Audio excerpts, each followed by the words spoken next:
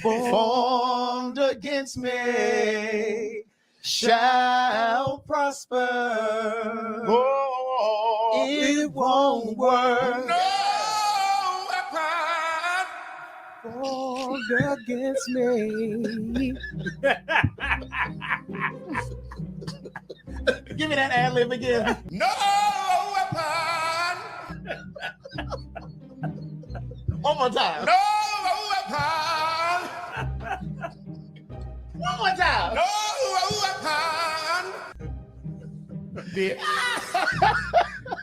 Who the fuck y'all hoes think? Okay, the facts are back. So who the fuck y'all hoes think it was, bitch, or what time of day it was? Okay. You gotta understand that this is a community-based project. We're not getting any funding from the government. I seen bitches out there talking about, wait till Trump hears about this. Trump can suck my dick. I got to wait till Tuesday. Okay. Oh my God. I just need to keep hearing that right there. Hey, you are awesomely awesome. And you're the best. You're the best blessed. Just hell. I can't even sound, you know what to say. Had a vision for 20 in the morning, thinking of my little sister said morning. Struggling with realities, no maladies, holidays ain't the same, everything's changed. No Bowie, no Prince, and no Michael, no Andre Crouch and the Disciples, no Walter, Edwin, or Derek Coley, no Whitney, no George Michael. Toys R Us gone bankrupt. Damn, they Guitar City went bankrupt. Everything from my childhood's missing, man. Man, I swear it's such a fucked up feeling, man. I'm not mad, it's a simple observation. And I'm not sad, but it's not a celebration. I'm just trying to put the pieces back together, man. Everything's falling through my fingers like sand. It seems a tighter that I'm gripping. It seems more that I am slipping. I feel like I lost everything I love. And where's this alleged agape love? And churches ain't the same. Gospel music just ain't the same. R&B it just ain't the same. But y'all keep telling me it's the same. But I ain't feeling nothing, damn it. And I don't wanna reach up and grab it. Shots fired, get to ducking. Always knew they were up to something. This ain't no future, bring it frontin'. And y'all know you still have it, fool. I'm not a baby, bro, I'm grown. Don't leave me standing out here alone. That's why I wrote this song. Because I know I'm not alone. What are we out here doing? What are we out here saying? People don't care no more. So fuck it, I don't care no more. If this is too much for you to handle, I was always too much to handle. There ain't nothing new about me. You don't want authenticity. You don't want sincerity. 2020 brought me clarity. Now I see who you really are. No mask wearing, mailbox record, racist motherfucker. Let's go. Homie, you don't really want it. Sis, you don't really want it. I'm your nightmare opponent. Walking in a new anointing. Walking past all your bullets. Nothing in the trigger bullet. Try and pull it again. No weapon missed again.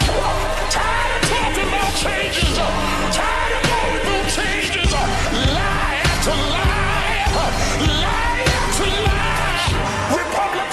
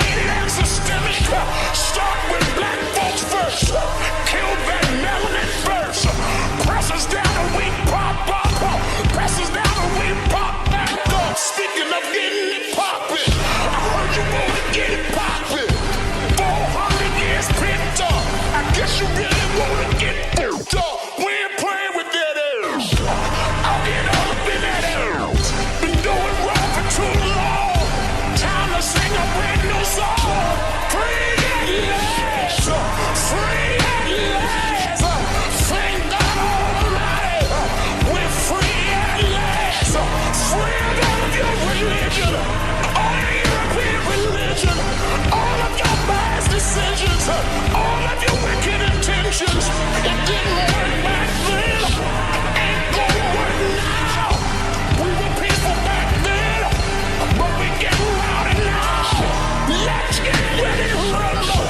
Let's get ready to rumble. Sick of being here anyway. Can somebody shout change? Change! Change!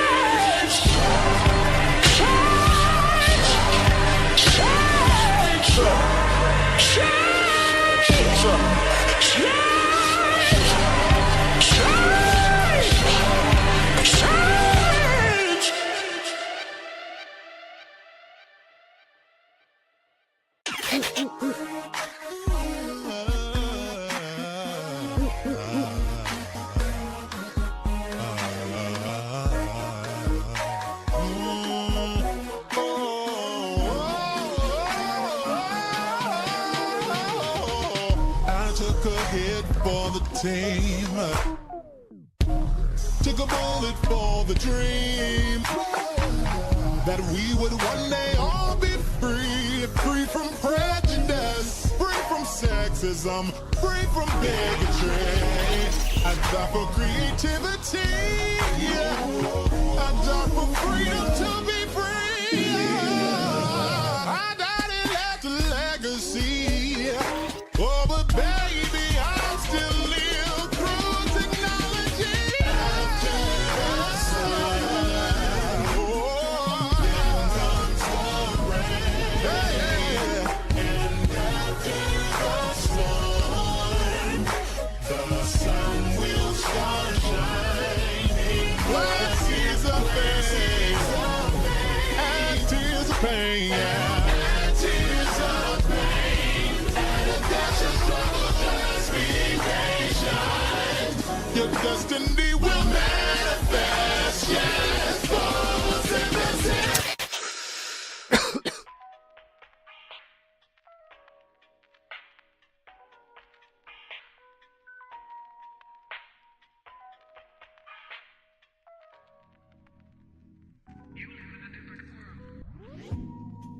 What's going on? What's going on? What's going on? What's going on, fam? How y'all doing? Hope everybody is doing well on this Sunday evening. Happy 420. He rose. Yes, he did. Yes, he rose. He rose on the third day. And to honor the fact that he rose on the third day, I am here in my all red. How y'all doing? Girl, I forgot that I knew how to tie a tie. So I'm dressed like I just got out of church. Got a trap church, girl, where they smoke the weed, girl, because they honor all things. How y'all doing? Y'all already know it's 420, so I got my little stuff right here. No shade, okay? I don't have one. I have two, because you should never have just one of anything. But I hope everybody's doing well on this Sunday evening. We got T for T in the building. What's going on? And shout out to T for T. If you have not checked out the live that we did last night on his platform, please make sure that you do. Subscribe to him as well. The conversation was so dope last night. It was so dope that it was almost 7 hours worth of content, but it was absolutely amazing. And this live is actually like a continuation of what was discussed last night. So again, shout out to him. Shout out to Queen Stevie in the building. Queen Stevie, thank you for always calling me Sexy Leprechaun. Thank you, thank you, thank you. I appreciate it. Yes, Trap Church. Yeah, Trap Church. But anyway, I am excited to be with you guys on tonight. I'm kind of looking forward to this live because, again, shout out to the Short Stack Revolution. They are the ones that send me so much content to help me to, I guess, narrate what's going on in the world from a more objective and growing, still evolving, in my esoteric, mystical aspects, okay? So, y'all have to forgive me as well because my allergies kind of fuck with me a little bit. I've been sneezing for the past hour or so, so y'all please bear with me. But I get to share some content with y'all that I also like, that I believe is also beneficial. I've shared this content before with you guys. There is an individual by the name of Jasmine Garden. She is absolutely amazing. She is funny as hell, insightful. She love the herb, so anybody that loves the herb is my friend, is me friend. Okay, is me friend. So, and her spiritual insight is absolutely amazing. And as a student of life, I observe a lot. according to what we did last night with some of the traumas, hypervigilance. I can admit I have hypervigilance, bitch. My head always on a swivel. But there's a way to transmute that trauma into something that actually benefits you. So again, I appreciate different insights to help challenge mine. And also, we're going to read one excerpt from J. Charles' book, which is entitled Blame It on the Dress, talking about queer phobia within the Black community. So we're going to utilize Jasmine Garden's video today, which again, I suggest that you guys also go over there and subscribe to her. We're watching the first, or reacting to the first episode that she shared in reference to Blackness and the church, okay? So make sure y'all go over there and support her. She's also on Patreon, so for $3 a month, you can get more of her exclusive content. I'm gonna be subscribing. Absolutely amazing, dope individual. And I hope to work with her one day in the very near future. And again, J. Charles' book, we're going to utilize an excerpt from his book, and the link for both Jasmine's video as well as Jay's book is in the description box below. Please make sure you guys support J. Charles. That book is dope. I'm in chapter 4. I still have to finish it, but there are some things in this book that is just jumping out into real life, and I want to continue to not only just, support, but I also want to share the information that so many people in our community are doing. And even though it may not be shared by mainstream audiences, we, as far as the community, the real people, we have to share this information, because this information can help free our minds and therefore change our lives. We got Chief Soul Survivor in the building. What's going on, Chief? How you doing? Glad to have y'all. Glad to have you here and everybody else here. Okay, so again, y'all gonna have to bear with me. My allergies, I might have to mute. I might have to turn my camera off at sometimes, but yes. But before we get into that, and I should have had this Bia pull the fuck up. Hold on one second, y'all. I should have been had this pulled up. I should have been came to you. Hold on, y'all.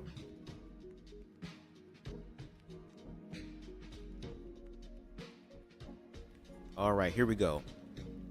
Copyright disclaimer under Section 107 of the Copyright Act of 1976. Allowance is made for fair use for purposes such as criticism, comment, news reporting, teaching, scholarship, education, and research.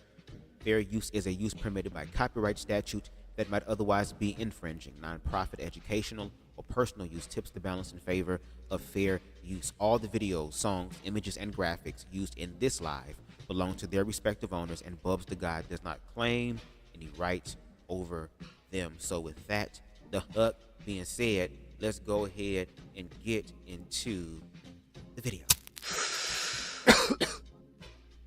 So again, y'all can go ahead and check out Jasmine Gardens in the description box below.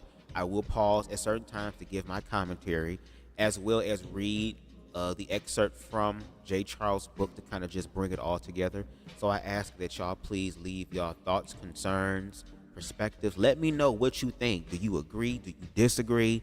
Just giving y'all another avenue of thought that may be able to help transform the situations going on in our lives today. Okay, so let's go ahead and get in.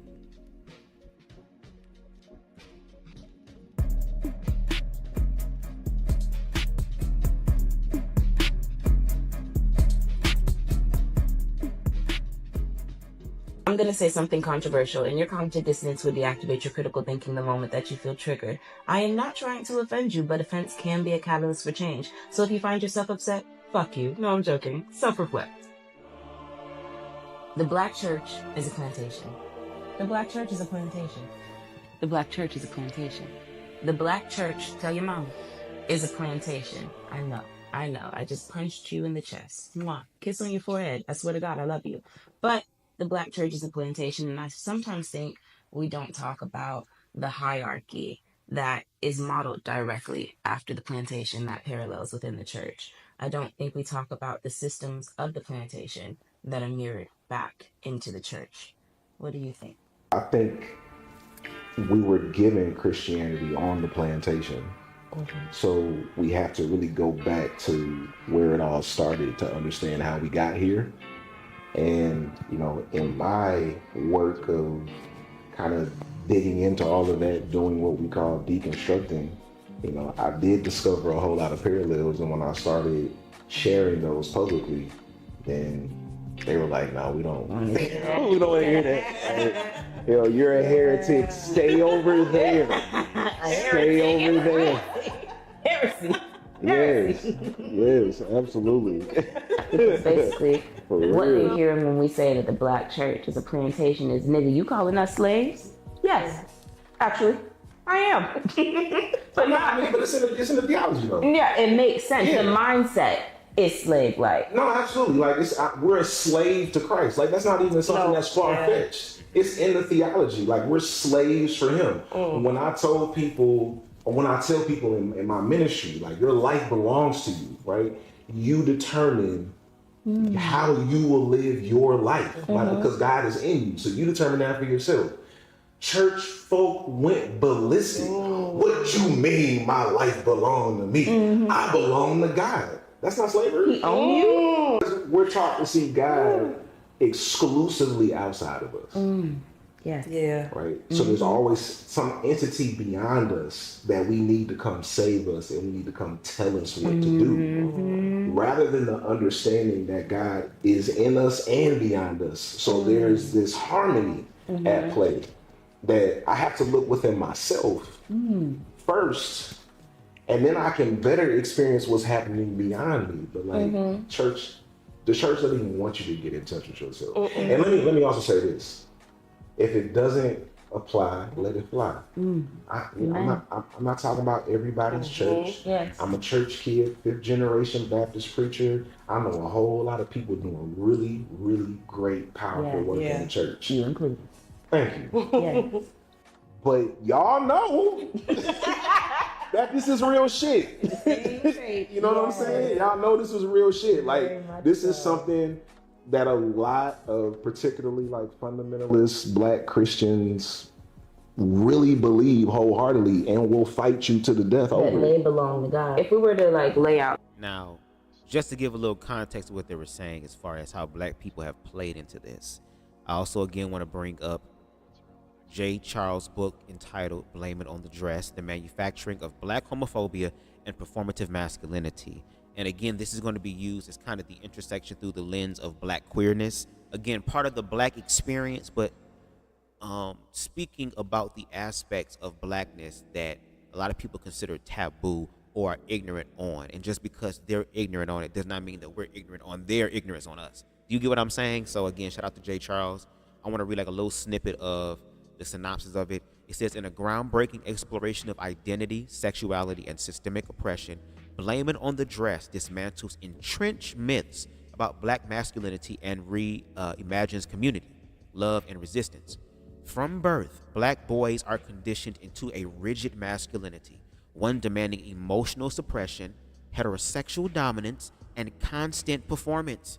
This book exposes how patriarchy, white supremacy, and internalized trauma weaponizes masculinity against the very community it claims to protect. And in the excerpt here in chapter 2, this is excerpt 5, the role of church in policing sexuality. Christianity as a colonial weapon, how forced conversion imposed anti-gay ideologies. Now it says here, to understand the roots of Black homophobia, right, which again is a byproduct of white supremacy, we must confront an uncomfortable reality. Christianity, as introduced to African societies through colonization and slavery, was not about spiritual salvation as they preach it to be. It was about control. So again, the Black church is still operating in that slave mindset in reference to control. European missionaries didn't arrive on African shores with Bibles out of benevolence. They came with a purpose, okay?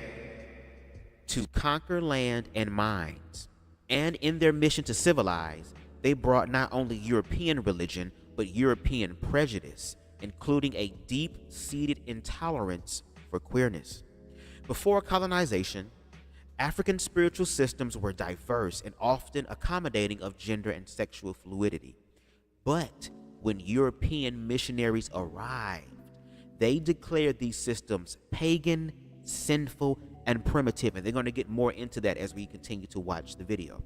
The Bible became both a weapon and a shield, okay, used to justify colonial rule while demonizing indigenous practices, including same-sex relationships and non-binary identities. Forced conversions were commonplace. Enslaved Africans were baptized, not just into Christianity, but into the moral codes of their captors, codes that framed queerness as a sin and heterosexual patriarchy as divine order. This religious indoctrination wasn't just about faith. It was about reshaping African societies in the colonizer's image, and that image had no place for queer people, and as we're going to continue to understand and see as well, it was not meant for niggas either. So let's continue. The hierarchy of the church. Would it be pastors are massive and sometimes frame God as massive to kind of reinforce that you belong to God type ideology? Ooh. And then maybe the breakdown after that would be the managers of the plantation, depending on how expensive plantation actually was. So that would be the others in the pulpit, the other reverends and ministers, and then you'd have your overseers, so the deacons and the ushers. We would say deaconess, but what do y'all do besides wash hands and, dry them off during communion? I don't really know. They really kind of fall into the house nigga category. So you got the secretary, the treasurer, the van driver, the cooks, the cleaners, the musicians, the choirs, its directress or director, and then the praise team. And everybody after that, a field nigga.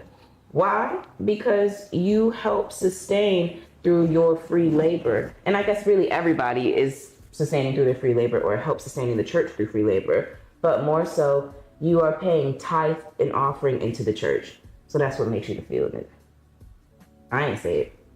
God said it. I ain't saying God said it. No. Flag on the play. White Jesus said it. But see, that's how the pastors get you. Not for I real. ain't say it, God said it. Right, take it up with God. Take it up with God. Because even then, the plantation, a farm, or an estate used for cash crop, like tobacco and cotton and sugarcane, people would say, well, what is the cash crop in the church? Indoctrinated Christians, I would believe, because indoctrinated Christians uphold the very society that they are praying to God for liberation from. When you talk about it in terms of a plantation, I can't help but go back to Nat Turner. Listen to We this, know y'all. Nat Turner for leading the slave revolt. But before he led a slave revolt, he was a plantation preacher. Ooh. He was the black man that they let preach. How many black pastors today would bring that up in their sermons?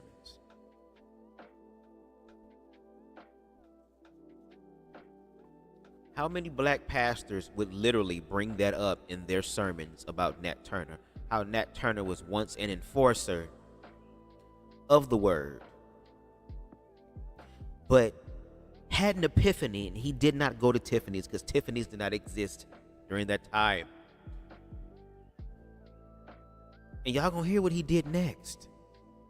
So for those pastors out there that really care about blackness in that way, I need for y'all to do y'all research on the Nat Turner story. So let's continue. What was you saying, bruh man? To the other slaves to reinforce slaves obey your masters. His job was to preach to the other slaves, you gotta learn how to suffer. That's what this life is about. Jackie Hill Perry, my God. Yeah. You gotta learn how to suffer, because that's what this life is about. And if you suffer well enough and you suffer long enough, your reward is in heaven. Suffer well, my goodness. That is the message that Nat Turner preached to the slaves on the plantation until something woke up in him and he said, this don't feel right. Yeah, imagine being told for the longest time that you got to work hard and hard and hard and hard, and that the Lord is always watching, girl. That's the hell of a damn fucking pressure and shit. So you trying all you can just to receive. See, it's so funny that these individuals care about when you coming into the earth and when you're leaving the earth, but yet don't have no definitive answer about how they treat you on the earth. That's very interesting to me. And suffer well means that even if your ass been doing good, the best you can, 99 and a half just won't do. I need 100, a hundo. That even if you did have a good record, you fuck up one time, that could be the time your ass is taken out of the situation. So again, he got to a point to where he said, no, fuck this. Because again, he started to read further. See how like in the church, they have these ideas of where you can stay in the confines of the scriptures, but then they demonize people who are objective, people who understand context and nuance, and how they demonize them. Of course, they're going to demonize them because they're able to see their way out of the trap, as opposed to just staying in the confines that feel safe for you to interpret. So Nat Turner, again, as he's going to share, ended up reading some shit a little further and said, hold up, what the fuck is this shit? But continue with the story of Nat Turner. And then he went to the same Bible and saw in the same Bible the inspiration to lead a revolt. Wow. And kill the people that employed him to poison his people. Baby.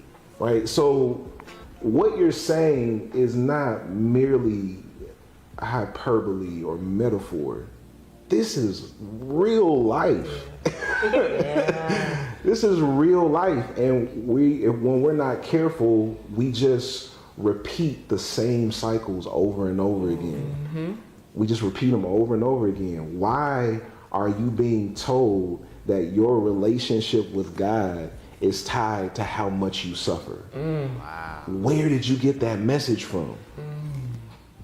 Because that's not the only message out there about God. Right. That's just the one you got. Yes. So you got to ask yourself, why did I get that one with all of the different messages? But you know, when you're in a space where it's us versus them, we got the word of God and everybody else is the devil, then that just messes with your brain. And that's the indoctrinated Christian. And before we go forward with that, again, make sure y'all go ahead and support Jay Charles by buying his book, Blame It on the Dress, The Manufacturing of Black Homophobia and Performative Masculinity. And this is, again, from chapter 2. It's called, Who Taught You to Hate Yourself? Okay? It says, who taught you to hate yourself? Homophobia as a tool of white supremacy. So, again, I'm reading excerpts. So, Jay, if you're watching, I'm not going to read your whole book. I'm not. I promise. I'm going to read your whole book as far as off YouTube, but I'm not going to read it on YouTube. But there are some things that I would like to be able to read from your book that I feel like are very informative. And no shade, it's free, full promotion. So again, we support over here on BubzDaGawd, no shade. This is what it says here. I'm going to read a little bit of this. It says, who taught you to hate yourself? Malcolm X posed this searing question to a crowd in Los Angeles in 1962, challenging black Americans to examine the origins of their self-perception. Can't make sure my mic is on, because last time I was talking for 15 minutes and my shit was off. Decades later, this question can be reframed to address a painful reality within our communities. Who taught black people to hate gay people? And again, we're using the intersections of queerness here to continue to add light to the bigger picture, because that bigger picture fucking all of us up, okay? The answer leads us back to the same systems of white supremacy that Malcolm X fought against. Colonial powers who understood that dividing the oppressed against themselves was the surest way to maintain control. Here it says, weaponizing homophobia, how European colonizers use homophobia to enforce social control, to give black people something to distract themselves with, to participate in the proximity of white supremacy by being able to judge and say we're better than those people, as opposed to loving those people. See, if the black community was to love its queer brothers and sisters wholeheartedly, then that would, in a sense, energetically mean that white supremacy would have to, some way, somehow, learn to love blackness. And as we see what's going on in the world today, that's really what it is. The fact that America is falling apart because we've been bullshitting for too fucking long. There's been too many motherfucking issues that have been going on with the people that the people are afraid to deal with. And whether you want to deal with it or not, it will deal with you. And these are the expressions that are happening right now in this world. But it says this: homophobia did not originate in Africa. Okay? It was imported, weaponized, and strategically deployed by European colonizers to dismantle the social fabrics of African societies, our black communities. To understand this, we must confront an uncomfortable truth. The violence we, as black gay men, face within our own communities is not a reflection of African tradition. It's not that. It's the residue of colonial domination. Homophobia is not just a personal prejudice. It's a political tool wielded to fracture black solidarity and maintain white supremacy. Now, before the ships arrived, before the missionaries preached, and before colonial laws were inked into existence, many African societies embraced a spectrum of sexual and gender diversity. Colonizers, however, understood the power of division. They knew that the easiest way to control a people was to turn them against each other. And what better way to achieve that than by criminalizing a natural part of human existence, queerness, and convincing the oppressed that the oppression was their own idea. So again, to satiate the needs of the black community because of white supremacy wasn't gonna sit here and do a damn thing in reference to building reconciliation. They said, we'll give y'all some scraps, and that scrap is homophobia. And black people, y'all have been feasting on this shit like a bunch of fupa niggas that I know.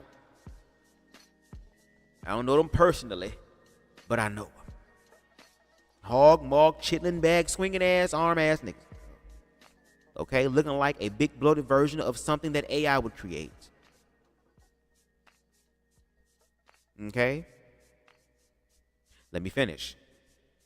European colonial powers introduced strict gender binaries and heterosexual norms as part of their civilizing mission. They framed African societies as barbaric, not just because of their skin, but because of their sexual, not just because of their skin. So again, the nigga part, we a part of that. But because of their sexual and gender fluidity, excuse me, fucking the mic up and shit. The colonizers' message was clear.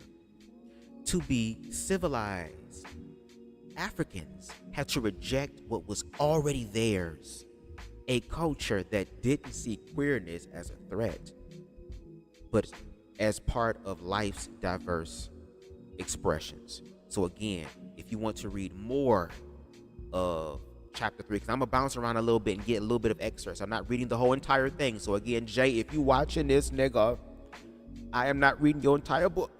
I love your book thus far, and I'm gonna finish it this week. But again, make sure y'all support him. You can buy the book, whether it's a hardback, a soft cover, or if you're like me, you can download it digitally with Kindle or buy it for $10. I think he had it free for 7 damn days, girl. So if you was able to catch that shit, girl, shout out to y'all. Do it. But please make sure that you support him, okay? We got, who else in the building? We got, we got Boss Man in the building. What's going on? My bad, y'all. Hold on. What's going on, Boss Man? What's going on, Pimp? I should do that for everybody. What's going on, Deshaun? Girl. What's going on, y'all? We got Deshaun in the building. Deshaun said, cause at the time, black people don't care about gay people. Tell those white people, put the Bible on us. Why I read it in a country accent? What's going on? But anyway, let's continue with the video. At a certain level is what makes us more relatable to audiences. So that message of suffering, I feel like they use that as a point of relatability. We relate more because we can all partake in suffering. I was just saying the other day that you have all of these young, new Christians that were just spiritualists, that were just whores. We miss you. The streets miss you. They were just out here living their best life, and now they're demonizing people having that very experience that they claim brought them to Christ. Well, if this is how you got back into the church, let them find their own way. But even in that, they come back and they have this mindset that it doesn't match the life that they were just living. if you have so much fun doing things that you believe are outside of God, are you equating God to not being fun? Because when they get back into the church, it's pure suffrage. You have to be, there were these two girls specifically on TikTok, and the girl got in the car and her friend had secular music playing. I think it was Sexy Red or something like that. And she was like, no. And she wouldn't even get in the car. She was acting like the devil was sitting in the back seat. Please. I assure you, there are worse devils in the church. I always tell people, if you want to encounter the devil, you don't have to go to the crossroads. Go to altar call. Let that man pray for you. That man that cheated on his wife and beat on his wife, raise his hands and pray over you. Their whole relationship is just, how can we do more fun girl things that are about God? So they take their Bible everywhere. And I don't want to dismiss whatever makes them feel closer to God, but it's also I don't think God would want you to miss all the things that are around you, to constantly just be in his word and other things that are around. You're not paying attention. You're not present in the moment. It's like you wouldn't take a Bible to a fucking Usher concert. What is that doing here? I've been trying to, as a spiritualist, and as Before we go forward, I believe that is to be the case. Again, in order for you, and this is how I look at it, if organized religion, if Christianity is the path that is for you, that makes you feel closer to the divine in your way, then by all means do that. Because like I said, I'm never going to stop anybody from doing whatever it is that makes them happy or makes them tap into a sense of freedom. As long as you're not objectively harming yourself or anyone else, I don't give a fuck. Live your best life. I'm glad you doing it in a lot of cases so that I don't have to. Do you get what I'm saying? The beauty of life. But organized religion teaches you to look at things or keep things in a box, or how I look at that box, a coffin. And a wise mystic once said that organized religion is God's coffin. It's where God was. God is not there anymore in the totality of it. Only the essence of it is. There's this parable about the tents and the temples, that those that dwell in temples are going to be stuck in one place. So if spirit gets up and go, they have to invoke the spirit for the spirit to come to them. But if you're operating in the realm of tents, which means that I'm always objective, I'm always open, I'm always learning through the fear, you understand that. And even I had a conversation about this earlier, and it's so true, and it's something that I'm still dealing with within myself as far as my ego, again with fear. But you're going to have to learn how to be uncomfortable in life. But what I mean by being uncomfortable in life, I mean being uncomfortable in a way that if all things are working for my good, that means I have to understand that the uncomfortability that I'm in, or the transition of the change, which is always uncomfortable, that I have to ride that out, because before things can fall into place, they have to fall apart.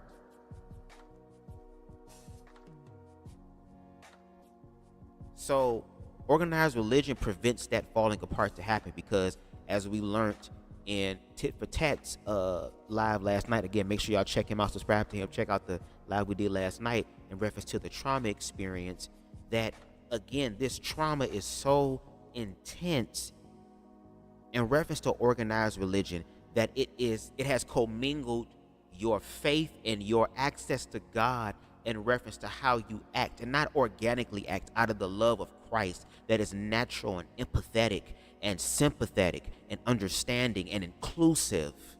Okay? It's more so in a synthetic, non-organic ass way of fear, control, and I have to spread the ministry everywhere. I have to be a missionary for Christ. And the sad part is that as much as y'all do that shit, it's not going to improve y'all credit score. Because the one thing that Christ did, if you look as CTV said recently, as far as the story with the rich man, he told the man that was wealthy, the only way you can be able to inherit the kingdom is that you're going to have to give up all this shit and follow me. You're going to have to see the kingdom for real. And that man told him, nah, pimpin', I'm good, but I can get you some shoes and shit. I can get you some new shoes. I can make sure y'all niggas, you know, before y'all go on y'all way, have a full belly and shit, new clothes and shit. Maybe take a bath or something. Hell, you know what I'm saying? Maybe to give you some shit to take with y'all to eat. I got the coin for it. I'll do some charity work, but as far as giving that shit up, no, that's okay, girl. I'm gonna have to just gamble with Satan down in hell, girl, or something. And Christ didn't get a book and beat him over the head and say, no, dumbass, you're so fucking no. He just went on his way because that individual has to work out his own soul salvation. Organized religion don't want you to work out your own soul salvation. They want to do it for you. So when she was talking about those girls, when they get inside the car, they hear Sexy Red playing, they just happen to see a demon. Some people end up being in such a hyper-religiosity type of state that they can manifest those type of apparitions or hallucinations in their own mind. But if God isn't everything, you have to, like Jasmine said, take your head out the word and look around at life. God, source, universe, consciousness, existence is not just in that book. It is outside the book. That's the problem. We be so worried about what's happening inside the book that we forget about what's going on outside of us. And every time we have to reference something, a reference to organized religion, we have to go back into the book. But that book was written for its time. And instead of reliving and recounting the experiences of everybody else in the book, how about you put the fucking book down and love yourself so that you can have your own miraculous experience with the divine, as opposed to having to live vicariously through a fucking book. Deconstructionists understand conviction from that standpoint, because is it conviction of, oh, I don't want God to be upset with me, or is it people pleasing? I don't want the people that I'm around to be disappointed in my actions, so I feel shame for the things that I'm doing. Yeah, I believe it's both. When we think about what we're taught in church, like what our consequences she said spark up, so I gotta spark up. For being outside of God's will. The two that cause people, in my experience of doing this work, that cause people the most grief is the threat of isolation, right? You'll be put out of your community. You'll be ostracized by your community. One of the top struggle that people have with deconstruction is the loneliness. Oh, God, yeah. Right? Because you're out on the island by yourself, right? So there's that threat of loss of community, and then there's a threat against your eternity. Right? So when those two are constantly hanging over you, that's what we call religious trauma. Your life is being threatened. The church has threatened your afterlife. So you feel like if I stay out of God's will too long, I'm gonna go to hell. I gotta get back and give my life to Christ. I just had my first run-in with the Christian girlies on TikTok, and it was very intense. They were not happy because I made a video about these Christian girly content creators who opened up their video with the phrase, "You do not have to sin to have fun." Yes, those are the girls I was just talking about. Yeah. What? Yeah. Yeah. And then the rest of the video was them showing the fun weekend they had in Atlanta. And in their fun weekend, they promoted 2819 Church, which is Philip Anthony Mitchell, right? So like they showed the whole weekend, and I said in my video, you can do whatever you want to do to have fun. Like that's your business, but you don't have to condemn what other people do in order for your fun to be justified, right? They went to make carpets shaped like crosses. Yeah. So I'm just gonna step on the very thing my Lord and Savior Jesus Christ was crucified on. I'm gonna walk all over it. Oh my God. Patriotically, I would assume that's the same thing as taking the flag off of its pole, laying it on the ground, and using it as a rug, is it not? But you think your church's definition is God's definition. Because the concept of sin is universal. Everywhere you go, there is a concept of right versus wrong. But individual sins are cultural. So we have a bunch of people suggesting that their cultural understanding of sin should apply for the universe. Absolutely. Literally. And let's continue with that. Again, this is from Blame It on the Dress. And again, we bouncing around a little bit in chapter 3. Here it says, Scripture as social control, selective interpretations, justifying racism and homophobia. The colonial church did not simply introduce Christianity to Africa. It weaponized Scripture. As again, judging, trying to find those things. I'm walking around with my Bible, so whatever happens, the Scripture in the Bible says this. So again, this is this selective interpretations justifying racism and homophobia at work. Just as Bible verses were, I'm sorry, I'm gonna read it again, sorry. The colonial church didn't simply introduce Christianity to Africa. It weaponized Scripture to uphold systems of oppression. Just as Bible verses were cherry-picked to justify slavery, they were also used to condemn same-sex relationships. Missionaries and colonial administrators latched onto passages like Leviticus 18:22, "Thou shalt not lie with mankind as with womankind, it is an abomination," while conveniently ignoring the broader context of African spirituality and social customs. So again, this is the intersections of blackness, of white supremacy, of faith, and one of those expressions as far as the violent aspects towards queerness and a queer person's perspective of this. Okay, so again, shout out to J. Charles. But it wasn't just about the text. It was about who controlled the narrative. Europeans, controlled the schools, the churches, and the legal systems. They decided what counted as moral and what didn't.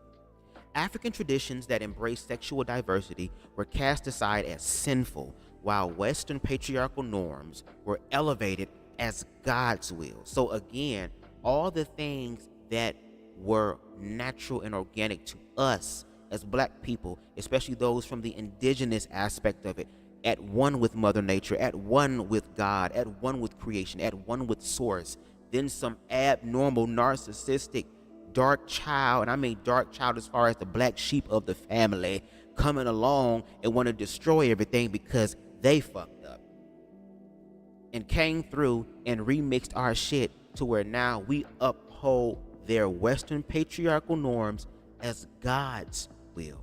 Again, a God, a figure that has been pushed to us that does not even look like us. This selective interpretation continues to shape Black churches today.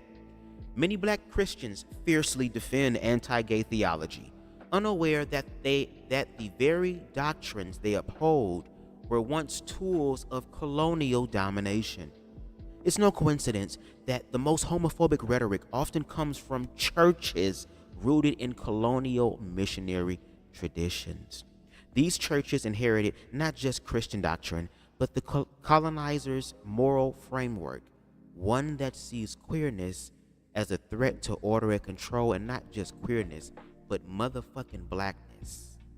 Meanwhile, you got niggas that love upholding that because, again, they feel like they're safe, that they're exempt, that they will give the last that they fucking have, that their children would starve, that their churches in those communities continue to be overpaid, and they don't even sit. Don't worry about it, because Jasmine gonna break it down for you. Let me shut the hell up and let Mother Jasmine talk. I remember when Harry Potter came out, them people lost their minds. Mind you, we could not watch Harry Potter. Those of y'all that were Disney kids and never saw the movie Xenon, the alien girl or whatever, there's a part in one of the first films where she's like speaking Martian. It's fake. She's like, "Zee-boo-bop, beep-a-dee-bop." And I did what she did, and my father was like, "Devil be still." It started going off and was like, "Don't use that witchcraft in my house." What? I'm an alien, Dad. What the hell? It's time for a Cine Mini Break. Mommy has ADHD, which is probably why you're seeing me. Okay, bye. So my question is going to be, what about those of us that are so far separated from our culture? Now, mind you, Black Americans have their own culture, I would say. Absolutely. But in that, there are aspects of the culture that we left behind, that we turn around and demonize as sin amongst other people, because we don't realize that was once a part of us as well. Like African spirituality. Yeah. So you are okay with the concept of an angel, because when they say, oh, you can't speak to the dead, but y'all speak to Jesus every day. Well, the big trick of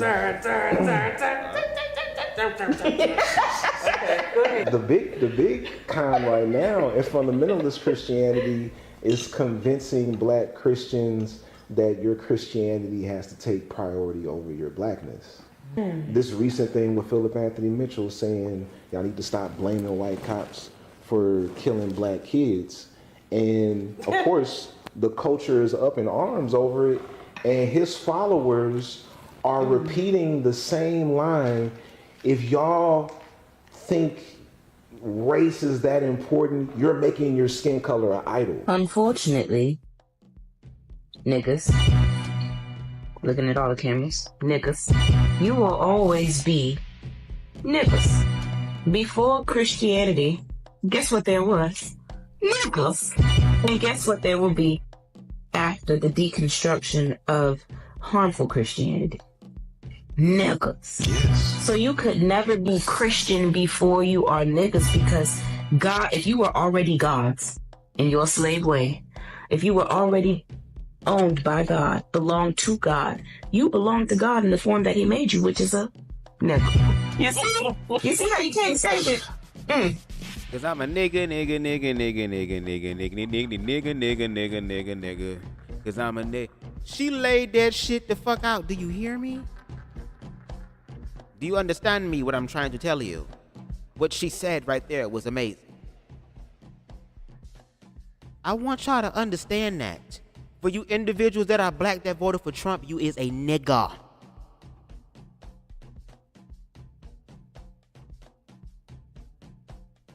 For the individuals who are trying so hard to sell their own people down the fucking river, girl, so they can go ahead and be in close proximity to whiteness, girl, you is still a nigga. You either a field nigga or a house nigga. Even if you a patroller overseas nigga, you is still a nigga, pimpin'. Do you not understand that? You are still in the line. You ain't get out the line, pimpin'. You in the back of the line, girl.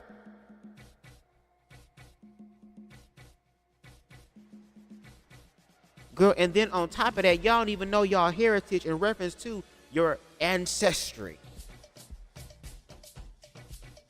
How our ancestors at the time was so motherfucking dope, girl, that when they came over here and they were able to read or learn to read or manifest that because they were just so caught up in the actual one collective mind, girl, to be able to adapt to the situation, they were able to find patrons in the Bible that shared the same energy, frequency, objectives, and purposes of some of those in the African theology.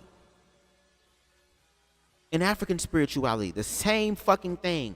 But what happened is that organized religion has done its big one on demonizing aspects of you that kept you free. And then meanwhile, sit here and manipulate the energies and your emotion and your thoughts in such a way to where now they've even turned church into a fucking business. So it's not just a pharmaceutical company that be fucking people up. The pharmaceutical mindset, as far as the greed and capitalism, has now infected the church, and especially the black church. Because again, going back to blame it on the dress, the manufacturing of black homophobia and performative masculinity, there's a subsection here that says the black church's contradiction, refuge, and oppressor. Because I understand in the black community, it has been a staple in blackness, especially during times of justice and liberation. The church was always there, especially when we look at the 60s and 70s, okay? When they were seeing people being unalived.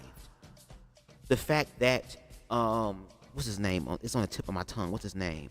Emmett Till being the individual, unfortunately, who lost his life in such a brutal way and showed the aftermath, the objective aftermath of it, was enough to spark the civil rights movement. Let's get into that little subsection here. It says the black church holds a complicated place in the history of black liberation. See, it was the heart of resistance against slavery, right? Jim Crow and systemic racism. A sanctuary where black people found hope, solidarity, and strength.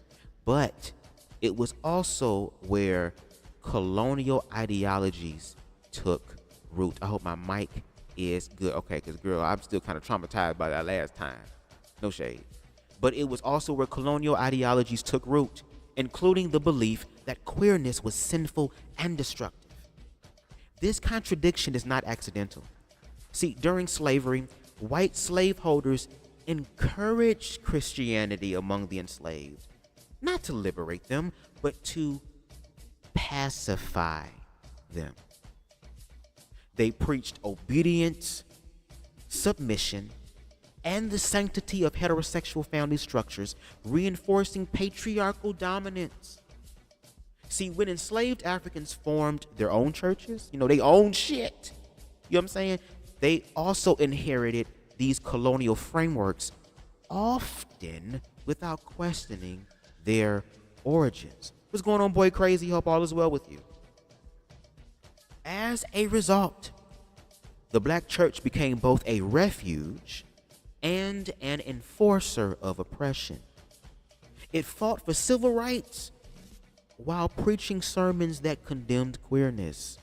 It uplifted the community while ostracizing those who didn't fit neatly into the heterosexual cisgender norms. The same pulpit that called for freedom from white supremacy also reinforced the very ideologies white supremacy introduced. So again, let's continue. If y'all can, please make sure that y'all hit that like button, okay? It helps the channel to grow in the algorithms. We are at 862 on the road to 1K. You liking the video helps that to manifest and to keep us going. So again, I thank you for that. If you like the vibe, make sure you hit that subscribe button as well as the notification bell. Again, if you want to react to my commentary or just any of the things on my YouTube channel that you want to talk about, whether you agree, disagree, I don't care. Go ahead and do your response to your reaction. Just make sure you tag me at it, BubzDaGawd, just so I know that it's real, okay? And if you definitely like what I got and you kind of feeling a little bit charitable, okay, and you kind of want to send a little something my way, no shade, want to help get a nigga get another 3-5 or something, you know what I'm saying? Here go a little eighth, Bubs. Go ahead and hit that Cash App, $signs, BubzDaGawd. We take everything that jingle and fold. I won't be able to see it now because my phone is my webcam, so if I do see it afterwards, thank you. But anyway, let's continue with the video. Go ahead, Queen Jasmine, Mother Jasmine.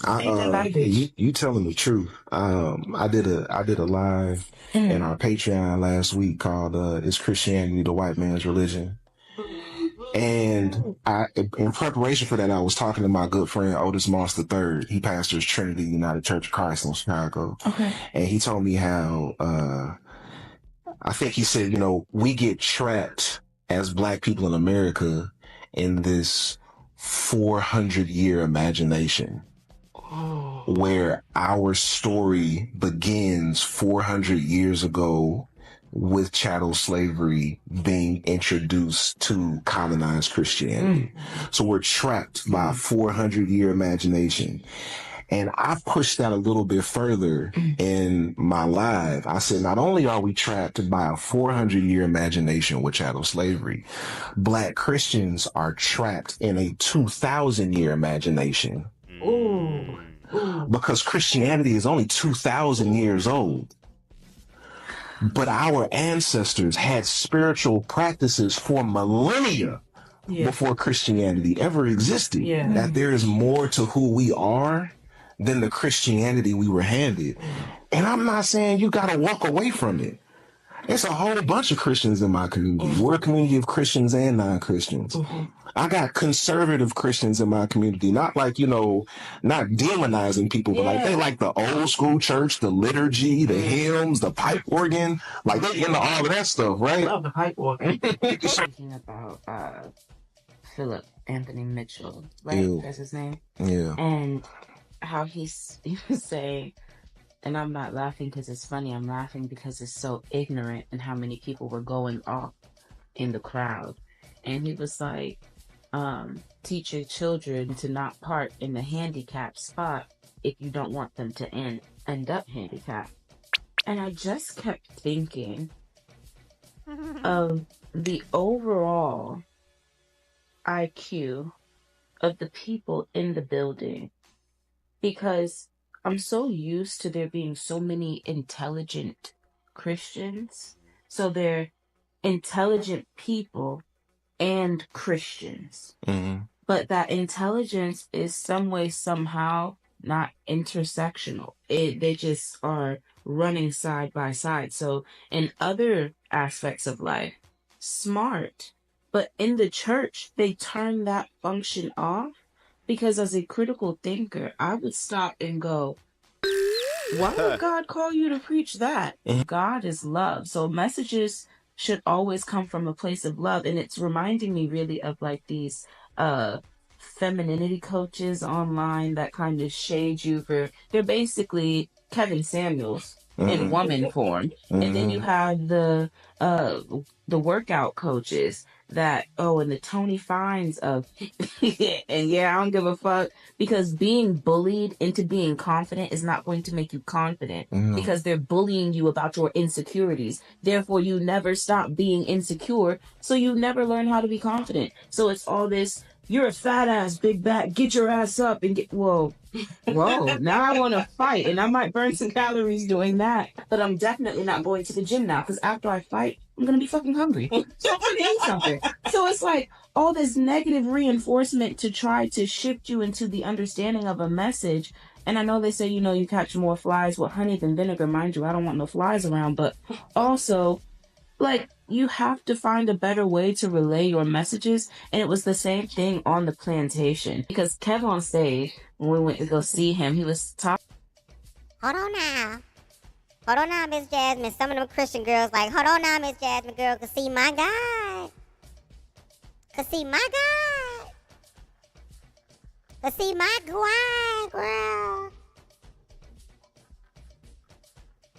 My God don't play about the faggots, girl. He gonna destroy them faggots, girl. Cause see my God.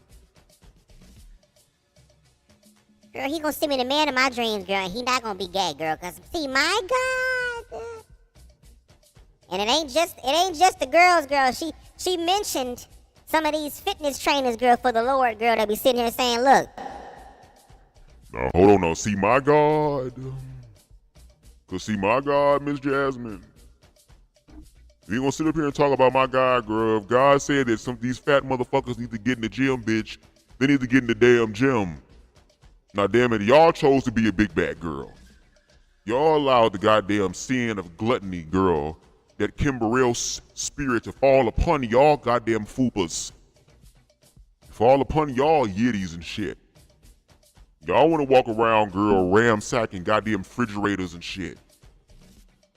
Y'all wanna sit in there and make a nigga walk in and have him sound like Craig Daddy on motherfucking Friday, girl. How come every time I'm in the kitchen, you in the kitchen, in the goddamn refrigerator, eating up all the food?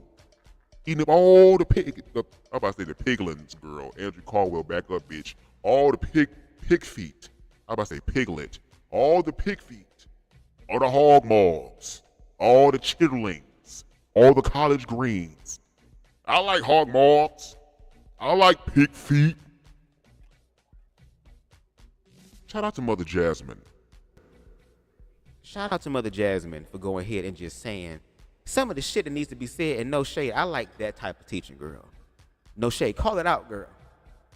I just had to give y'all that real quick, but continue. Talking about in his stand-up that the white church and the black church serve two different gods. Absolutely. And my mutual no-nonsense spirituality said online that she can tell where people are from based off the gods that they serve. So if you grew up in areas that were heavy into trade, then your gods were polytheistic, and they were tolerant because they. Now, which kind of trade, girl? Talking about trading of things or trade as far as queer shit, girl? Because if you live in an area of trade, what God is doing this now? Needed to be so people could get along. If you grew up in an area with a regime that was very oppressive, then your gods were normally omniscient, omnipresent, something that would do well in a monitoring state. If you grew up in a place where the weather was unpredictable, your gods were temperamental. So the gods of the white church and the black church, she said, were different because white people needed a god that reflected the status that they wanted to keep. So their god would support any of the bullshit that they would do. But black people needed a revolutionary god that would deliver them from the hands of the wicked and make the first last and the last first. But the problem with that is you are praying to the same God that they gave you. So it's their God you're praying to, basically, because you're going off of their version of the Bible. There are multiple versions of the Bible, but this is the one that you were allowed to have. This is the one that y'all keep passing around. And in that, you are taking in this indoctrination, or you're being indoctrinated. And all I see are people that are basically saying, hey, God, they're killing me. Can you ask them to stop? And they're like, God, we kill these people in your name. Yeah. What prayer is God answering? What prayer is he answering? But I'm not Before they go forward again, shout out to Jay Charles. Y'all gonna get mad at me, girl, but I believe in people in the damn community, girl. And no shade, Jay Charles been doing a lot of damn work, and unfortunately there aren't people out there that really are supporting him in the way that they deserve. So over here on BubzDaGawd, we're going to support, okay? And Jay Charles, again, pimping, I already talked to you. I'm not reading the entire book on the platform, but I am going to read some of these excerpts from this chapter in chapter 2, because it's with context of this. But again, make sure that y'all support him by buying his book. All the information is in the description box below. But this here reads, and again, this is from the lens of being black and queer in the space of organized religion, okay? Because these individuals are still speaking about it in the realm of organized religion. Is just this perspective with Jay's book is just the queer aspect of it, okay? Here it says cultural surveillance, because they talked about, I think Jasmine mentioned about the different gods in different places and the surveillance state. We about to be in a motherfucking surveillance state, bitch. Especially with this Trump administration, or what I call the trauma administration, girl. This is where we're going to be at right now. So let's read this little excerpt here. Cultural surveillance, policing gender expression and sexuality. The church did not just preach homophobia from the pulpit. It facilitated community policing. So not just in the church, girl. Outside the church, it facilitated community policing of gender expression and sexuality. Boys were conditioned to equate masculinity with dominance, strength, and heterosexuality. Any deviation from this norm, whether it's just simply softness, which you ain't gotta be gay to be soft, emotionally vulnerable, you ain't gotta be gay to be emotionally vulnerable. Now here you gotta be gay, girl, or attracting to other boys, girl. You're not even gay, girl. You can be bi.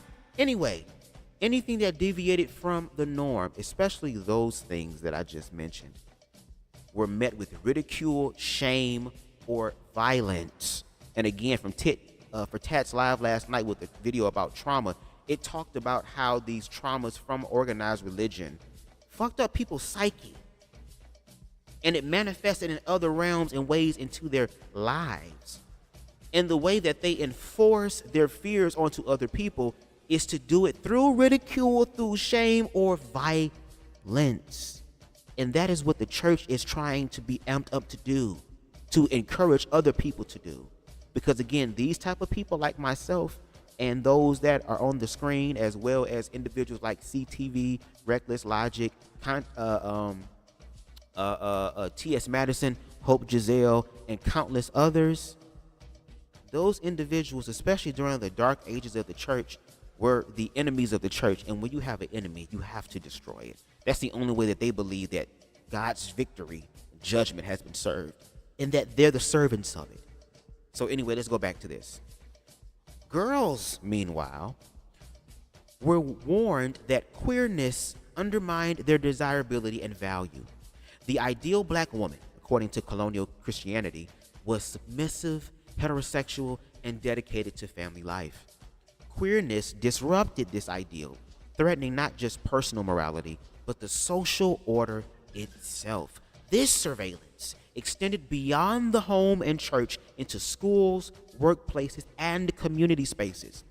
Queer black boys learned early that survival meant hiding, performing masculinity, and suppressing any expression that might expose them to ridicule or violence. And those who couldn't hide or refused to were labeled as outcasts, sinners, or threats to community respectability. And we can take that out the realm of queerness and just put it in the realm of organized religion. A lot of these people in organized religion are very performative as well. Why do you think they call it their Sunday's best? Especially as black people, we have to look the part and act the part, but we never ever really be the fucking part. And that's the problem. There is no being. And when you have people who are not going to hide or refuse to because they know who they are in their being, are labeled as outcasts, sinners, or threats to community respectability. Okay, let's go back to the video. Practice of trying to reason with unreasonable people. I try to resist the people who are against my people. Because, you know, when you talk about it in terms of, you know, just dealing with America, right? I think it was Kwame Ture, formerly known as Stokely Carmichael, who said, you can't appeal to the conscience of a country that has no conscience. It's the same thing online. You have to speak the language of your oppressor because they don't speak yours. That's why you are oppressed. We like to say like, oh, the government is stupid. It's the same thing. I said this online, the girl ate me up. They did not like it. I said, we got to stop saying that men are stupid if we're getting played by that. Ooh, and they was like, bitch, who the fuck are you talking to? Well, and no shade for you niggas, girl. I'm gonna get you niggas, girl. No shade, because I am a nigga, girl. I heard a man say one time that our women wouldn't be bitches if we weren't dogs. I'll say that one more time. Our women wouldn't be called bitches, or we wouldn't be calling our women bitches if we weren't motherfucking dogs. Every dog has this day. Every dog has fleas when you lay down with it, girl, sometimes. And sometimes, them dogs even be gay. Talking to myself first, and then I thought I would share the message. And they ain't like that. I'm just saying. But it's the same thing. We got to stop saying the government is stupid, and we getting played by them constantly. Can't try to reason when they don't believe in your reasoning. They hear you. You don't need to keep repeating yourself. And to me, as a person, and Tiffany's like this too, we hate repeating ourselves. So for me, a constant protest. They fucking heard you before you made it to the streets. Sometimes you're going to need more to that. Faith without works is dead. Shout out to my mutual. I believe her name is Nia Ola on TikTok. She was saying black people, I almost threw my shoe at her. She said black people believe that they inherited revolutionary work that they would not have to add to. Oh, my Lord. That is it right there. That is it right there. And let me pause real quick for the black people, girl. That's where we at in blackness. We trying to find a way to not do the work, to sit our asses down, girl. I ain't gonna do shit. No, there is more to be done, but there is hope. Because nothing lasts forever, and who knows, if y'all motherfucking push, we might get over the goddamn hump. But anyway, finish what you were saying, Mother Jasmine. And now they are dealing with the grieving process of realizing, fuck, this framework is not finished. Yeah. We have to keep adding to it. And I had just said that shit on live, and they were mad, because I was like, we are still slaves on the plantation. The plantation is the entirety of the U.S. now. You don't have shackles on, so because you're allowed to roam, you think that you are free. But the greatest slave is a person that does not realize that they are in prison, so they cannot change their conditions. Correct. So you keep playing in. And all of us being slaves on different tiers, different levels. So some of us field niggas, some of us house niggas, some of us overseers, depending, like, celebrities to me, don't come for me, y'all. Just hear me out for a second.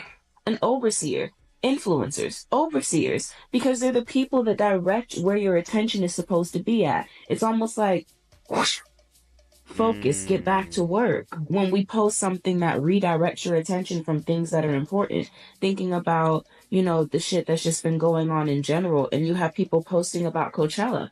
You think I give a fuck that you spent $15,000 to be in the desert in 103-degree weather? No. I am not jealous. No. I am wondering about your sanity. Mind you, I get it. A concert is a fun time, so I'm not shaming them for that. But it's the actual content that's trying to make us feel like, oh, I wish this was my life. Why? Because this is not even their life. They just compiled a whole bunch of film, and you have no idea how blackout drunk they were, how hot they were. They feet fucking hurt and they stink. I'm just being honest. In the desert like that, you can't help it. Y'all been jumping around, sweating, drinking. Y'all stink. And not only that, y'all out there fucking too. Goddamn coochie juice all over your beard, and you over here passing the blunt around, nigga. Goddamn, what's going on? But again, it's also with the distractions. Because again, there's so much destruction and scary shit happening that yes, sometimes people want to be able to just up and leave and breathe, because no shade. If we gonna really keep it all the way honest, and since she getting shit thrown at her and motherfuckers being mad at her, I guess y'all gonna be mad at me too. The same thing can somewhat be said about the niggas that's out here learning new line dances and shit. Eventually, you're gonna have to stop the line dance, girl, and put in the work. Y'all can line dance after the motherfucking war has been won. So again, it's about the distraction, and sometimes you need a distraction in order to breathe, in order to kind of woosah and get your shit together and recalibrate. But this whole thing of like, we're not gonna have to do anything, like, no, we're gonna have to do something. And white supremacy is banking on us being tired, because if we continue and we get over the hump, then energetically it's going to have to be their turn. And they low-key having that experience right now. White America already showed us at large what they think about the oppressed groups of people. And now that they realize that they are going to deal with oppression, now they asking us for our help, as opposed to, bitch, how did y'all do this? How about y'all come through trying to learn some shit? Or maybe this is the time for y'all to show us what it actually looks like to pull yourselves up from your goddamn bootstraps. Y'all tell us to do that, so why don't y'all show us how it's done? And this be a beer. What's going on? We got King Harold in the building. Shout out to you, sir. Shout out to you. But anyway, let's continue. So it's just for my sponsors. Hi. I'm the fucking sponsor. Make sure y'all support her, please. You can also be a sponsor for $3, because this episode was free, which means going forward, $3 on Patreon. That's less than 75 cents a month. You would give it to a puppy if you saw it on a commercial on TV. I'm the puppy now. How the church is mooching off the people. So we're going to run some numbers real quick. All right. Because I was thinking about this. Everybody got a granny, whether you're close to her or not. A lot of our grannies were in the church. So, granny go to church 52 Sundays for the 52 weeks that exist within the year. Granny is going to pay tithe and offering. And not only calculated the tithe, because she's going to tithe 10% as the Bible told her to do so, and the pastors enforce her to do. So, let's say, and I'm being generous depending on, what your granny did for work, granny may have made $30,000 a year. Some of them made more than that. So we're just going to treat this like a baseline. If she made $30,000 a year, granny was tithing probably $56 each Sunday. So 56 times 52 Sundays in a year. That's $2,913. Then we have that multiplied over the course of 52 years, probably her lifetime within the church. So that is now 151,424. And then we think about the fact that there's multiple grannies in the church. So let's just go ahead and say if it's a bigger church, there's 52 grannies in the church. And if not, run the math how you want to. But 52 grannies in the church, that's over $8 million that's went into the house of God. But guess what? Granny, 30 years into her membership, got sick. And they barely wanted to take up a love offering for her. Wow. Yep. Couldn't pay her medical bills. 45 years into her membership at the church, her house goes up for foreclosure. She can't afford the rent. They keep raising the prices in the neighborhood, the same neighborhood that the church is also in. But the white people are gentrifying because the church won't do anything to build up the community around it. So they didn't take up a love offering then. She lost her house. Now she's living with her children. And then Granny died. and they gonna make you pay to have the funeral at the church. Mind you, Granny probably the reason the mortgage been paid off, even though they gonna act like the mortgage ain't been paid off yet. For me, the money conversation in church is a case by case basis, because there is a lot of manipulation, a lot of financial manipulation, particularly when it comes to the teaching of tithing. Also, my own lived experience is a little bit different because we didn't have a lot of money, right? And when I was born into the household of a struggling preacher, and there was the perception that he had money when we really were struggling. Like to this day, I still got to get my teeth fixed because my parents couldn't afford to fix my teeth when I was a kid. We couldn't afford braces when I was a kid, you know what I'm saying? So there's like that side of it. And then also 90% of pastors are bivocational. They got to work a second job to make ends meet. So when I talk about financial manipulation, I'm not talking about every church, but there are definitely some churches that don't take care of the people. It depends on like, you know, what the situation is. Cause even like, and especially in the small church, you know, those budgets aren't really big. They're not. Yeah. You know, so the money they bring in just keeps the ministry going, right? I tell people all the time, worship is event planning. Like you got, you know, it's a whole bunch of moving pieces. Program together, my God. Now at the same time, a whole lot of people come out of spaces where they were manipulated into giving more than what they had. Close them doors. Right? Close the doors. Yes.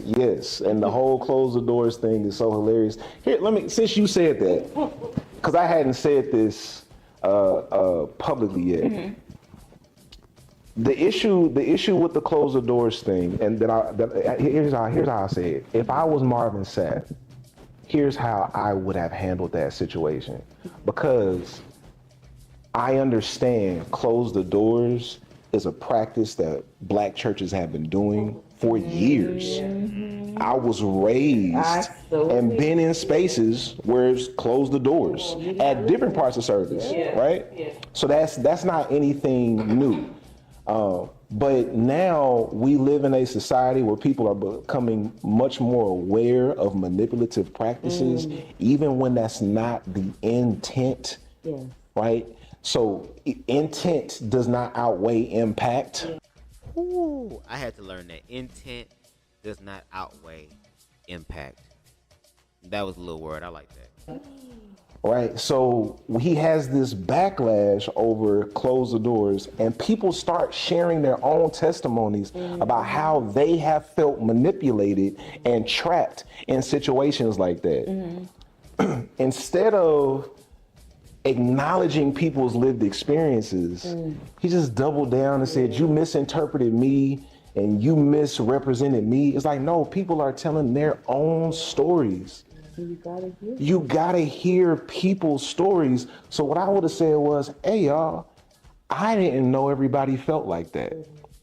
I didn't know so many people had a negative experience with saying close the doors. I was raised in that. I've been doing it my whole ministry. I didn't know it was a big deal. No more locked doors. The same thing. He said he almost didn't see anything wrong with it. And growing up myself in a church like that, No more locked doors. because I was telling Tiffany the other day, because we were talking about the different sectors even of Christianity. So growing up Missionary Baptist, you got a 7:45 service that used to be 8 o'clock, but they moved it back 15 minutes. That didn't do much. And then we go from 7:45 service into breakfast, out of breakfast, Sunday school, preview, then Sunday school, review, then 11 o'clock service. I got it. And then we had an ushers union or a choirs union or some sort of union. Don't know why they were unionized. Nobody's getting paid. Yeah, had to sign up on the board where y'all did like Sunday school attendance. Yep, and then we even had banners to give to the people that had the most attendance in class, who brought their Bibles that Sunday. Yes. A whole bunch of shit. Yes. Yeah, look at us. So in that, I was talking about how we'd have 4 o'clock services with guest pastors, and they would send that offering plate around until they felt stable, because I grew up with, like, my father, he was the youth pastor, so he was not making the money. The senior pastor was the one making the money. And it was crazy because I grew up in a time where Our church specifically, New Bethel Missionary Baptist Church in Sarasota, Florida, was hot. Everybody went to New Bethel. It was to the point where they used to take them foldable chairs. That's why I hate mustard yellow. Oh my fucking God, I just realized it. Because the cushions of the metal chairs were mustard yellow. Ooh, trauma. So in that, they would put them metal chairs out in the middle of the floor of the aisle because we would have people standing. There, it was thick as fuck in there. And the church was not huge, but I always felt like it was big growing up. So the choir stand would be overflowing. There was just nowhere to stand in there. So they could run the plates 3 times and people just keep giving because they're going to keep the music going. They're never going to stop. And I like to talk about the abuse of that type of emotional high because you're playing off of my emotions, roller coaster riding me. Because when you take me from, you know, I give myself away or open the floodgates, because that's what it would have been back then or something to that effect. And then you take me into that, a 5-minute praise break. And then it slows down. He run a plate. And then he'll start into something slow. And he'll start singing. And it's just like they take you. We doing this for 30 fucking minutes. Pockets is empty. Now we can't go to Red Lobster. I'm pissed. I'm pissed. Yeah, that's a real thing. And that's the reason why, like, I shifted the financial model for our ministry. So when we have in-person gatherings, it's already paid for. So we budget in a way that we let our community know. You know, we're housed on Patreon. So in Patreon, every Friday, we let people know, here's how much we brought in for the month. Here's where that money is being applied. When we reach this threshold, we'll be able to put something on the calendar. And if you want to know why we need to reach this threshold, is because we got to pay all of these people, right? People just expect church to happen, whether they give to it or not. And our elders worked in reverse.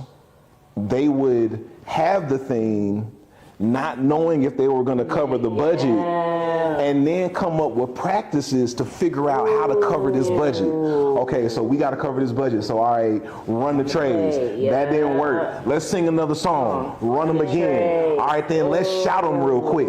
Run it again. Let's do an altar call. Oh, you know what I learned?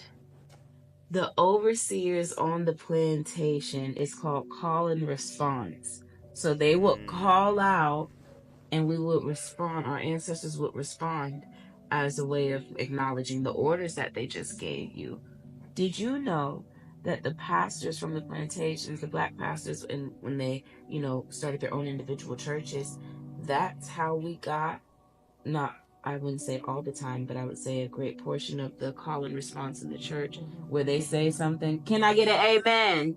Amen. And I didn't realize that was a structure that was plantation based, or at least to some degree. So in that, I started thinking about like with the choir and how the choir, I always thought when we sang out in the plantation, sometimes that was an act of rebellion and our way of communicating with one another, because I heard it described in many ways. But also on some plantations, it was required that we hum or sing a hymnal that they would pick to make sure that we weren't sneaking and doing stuff and talking to one another, so they could hear us all, to know that nobody's talking or whispering underneath their breath, so on and so forth.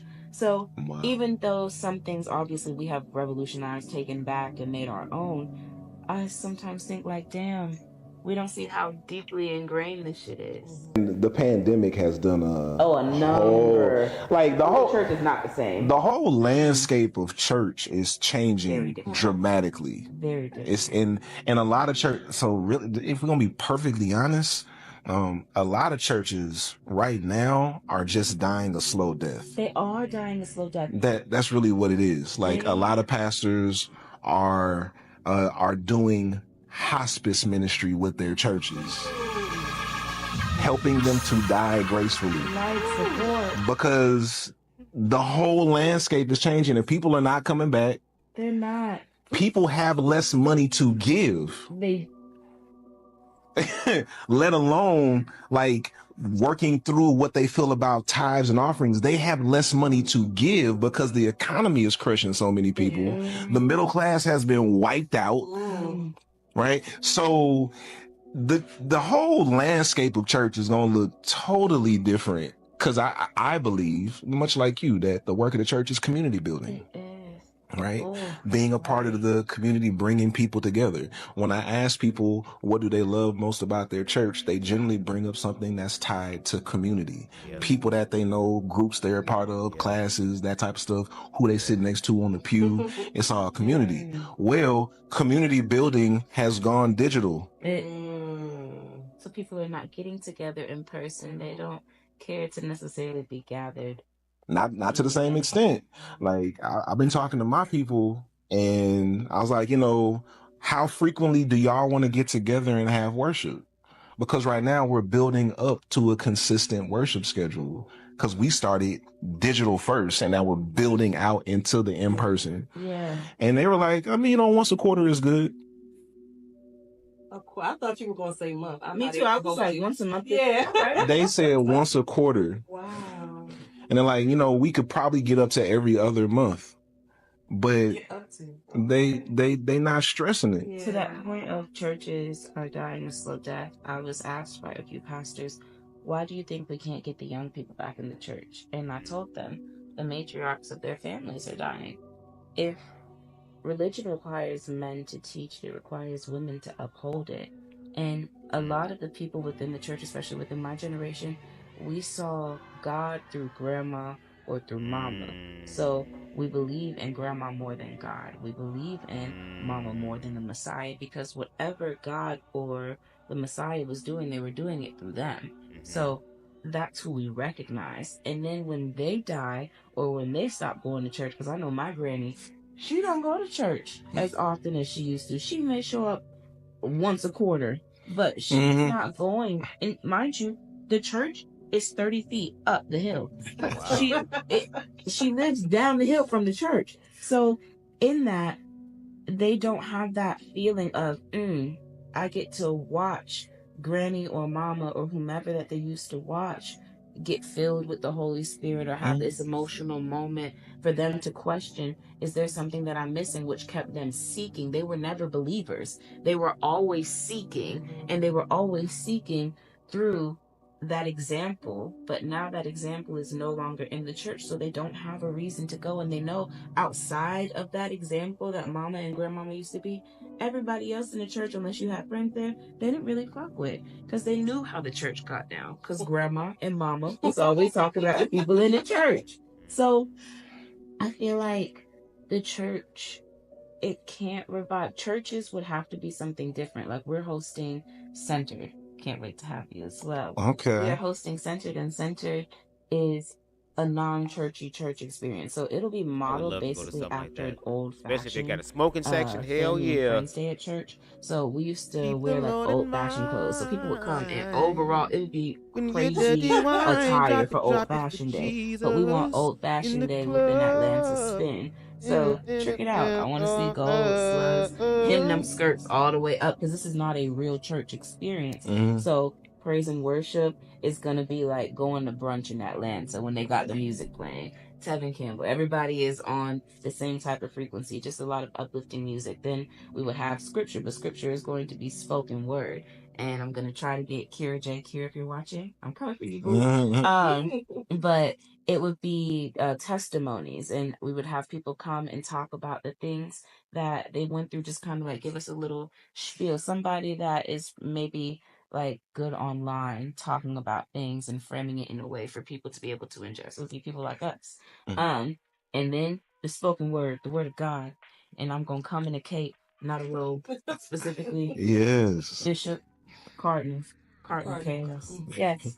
When we will come and deliver the word, it'll be deconstructive messages just to help benefit and uplift the people. After that, it'll be basically like not a flea market, but a farmer's market, or just a place for people to come and shop with vendors and hang out, party, chill, whatever. But the goal is just community, because people, one thing they keep saying that they miss about the church without the other aspects of the church is having somewhere to connect with people. So we are offering a congregated connection. That's our goal. Yes, that's exactly what we tried to do with the faith community, just in a more like churchy context, right? Yes. Like my whole thing with my ministry was understanding how like so many harmful aspects of my embedded theology and realizing I cannot continue to practice that theology any further, and I especially can't preach it. Right? So I had to think, is there a way for me to maintain my connection to the church that I love? Like, I love the black church. Like, I'm a black church kid, right? I'm churchy as shit, okay? So, like, I really love the black church. So it was like, is there a way for me to reimagine my theology and hold on to the stuff that I really hold near and dear about the church? And when I started really digging deeply into that, I realized how much of my theology came from white colonized European Christianity. And I was like, oh shit, I don't think I want to do this at all. Right. So I had to completely rethink my theology, and I still, like, we landed in very similar places in our worldview. I just got there through Jesus. And you know what? And before they go forward, that is the gray area that I'm speaking about, that I'm consistently trying my best to help manifest. That green, shout out to the weed, the green herb, but that gray area of understanding, that's what I'm looking for. And that's why I say, for people who literally, objectively, subjectively, in their being, feel like organized religion as far as Christianity is concerned, and they've been able to find their own flow in that viewpoint, and it brought them real, true, genuine, authentic freedom. Again, I'm not going to fight them on that, because I'm never going to fight anybody that wants to be free. Be you. But God, source, universe, consciousness, whatever you want to call it, is unlimited. There are many different expressions. And if you judging somebody else's freedom, that just proves how free your ass really not, or the fact of how strong you believe in the illusion that you are bound when you are always and forever free. That's why organized religion has to keep reinforcing that to you, which is why, again, in this Trump administration, with the Christian nationalism and the theocracy that we're getting ready to experience, these individuals are going to force you to believe what they believe. And for the people in organized religion who are really Christ-centered and care about love and DEI for real, y'all gonna have to also be on the front lines in reference to what love is, especially since it's going to be coming from in-house, for those who still support organized religion as far as going to churches. Now, for the churches like the ones that this individual, this brother here, I think it's called Virtual Faith, the Virtual Faith Community Online, I think that's what it's called. Again, shout out to him, excuse me. Shout out to him as far as creating a safe space for people.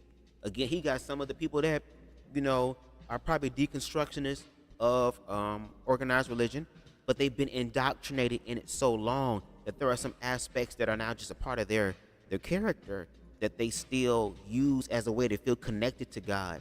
Well, all he's doing is just reforming that, transforming that into a place where even if you do believe or hold on to some of those old structural parts of it, don't make the interior of your church the same as theirs. You can use the same framework and build, but have the inside be something different.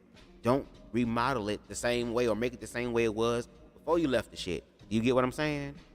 And here it is. You have somebody who believes in Christianity on the couch with somebody who believes in spirituality and not really serving a deity itself, but really serving themselves because they are an expression of that deity. They're not fighting. They're not arguing. They're not trying to fuck each other up. They're not throwing scriptures at each other to destroy or to harm, but they're literally having a conversation because they really, truly, genuinely understand that there are other sheeps from different folds. And when you on your Christ shepherd shit, you don't care about all the goddamn sheep. If one get lost, you got to go get that one. And where the motherfucking shit shepherd dogs at to help keep some of these sheeps in line? Because these sheeps is fucking up.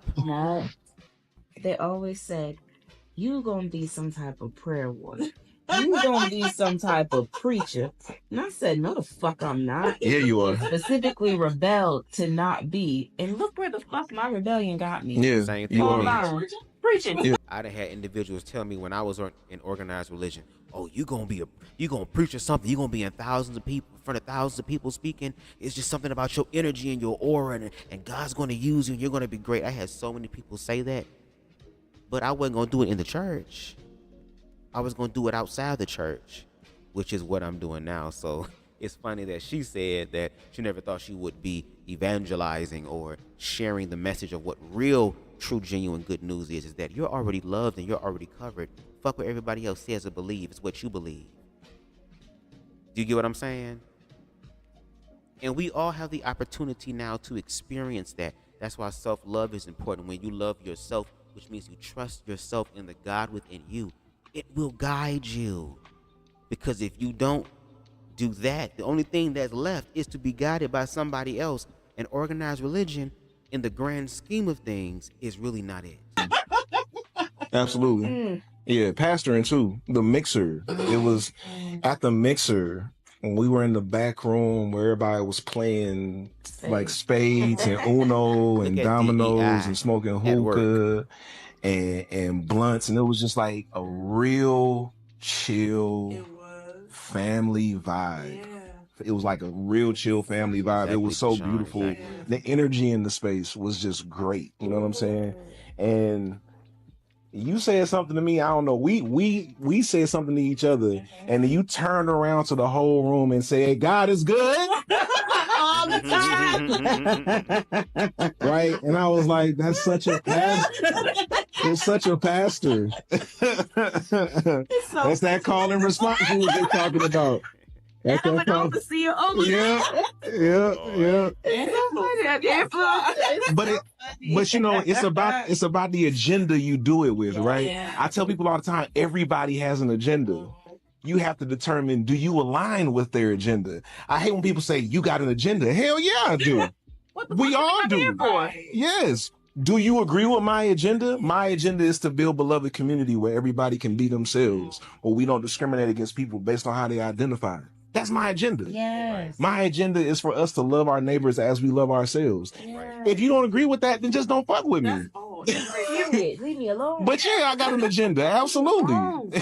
They think my agenda is to stray them away from the body of Christ. You are already falling away from the body of Christ. So while you're doing so, I'm trying to give you an expanded view on maybe the consciousness of Christ. Not Christ consciousness. Yeah. I'm not in the same group as y'all. Fucking indigo starseed children. Don't get twisted.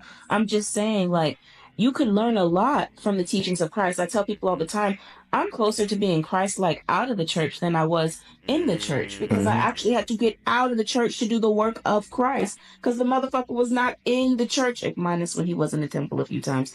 But that's not where he resided. He chose to go out and do ministry like we're supposed to be doing. And I don't want people to get away from God. I want people to expand whatever their view is on God, because God being, if we are a reflection of God and so on and so forth, God is a lot of fucking things. I was just saying, oh, should I say that? Can I say that? I mean, you might as well. You here now. I think if we are a reflection of God, everybody just take a second, because it's going to feel like I'm going to punch you in the chest and want to kiss on your forehead. I think God might be a hypersexual. Wait. A freak, nasty, degenerate whore, if you will, but not all the time. Don't hide under your wings. We can see you. Yes, we can. Just hear me out. Not everybody's God. Not all of your God. But maybe the fundamentalist Christians, their God is for sure a nasty. And I just say that because think about inventing sex. Just inventing it, just period. Imagine if you're God and you just decide to come up with the do. Shit is genius. The want, getting it in. Shit is genius. And then you get to watch everybody do? You're dirty. You're a slut. You're a not only just that, no shade.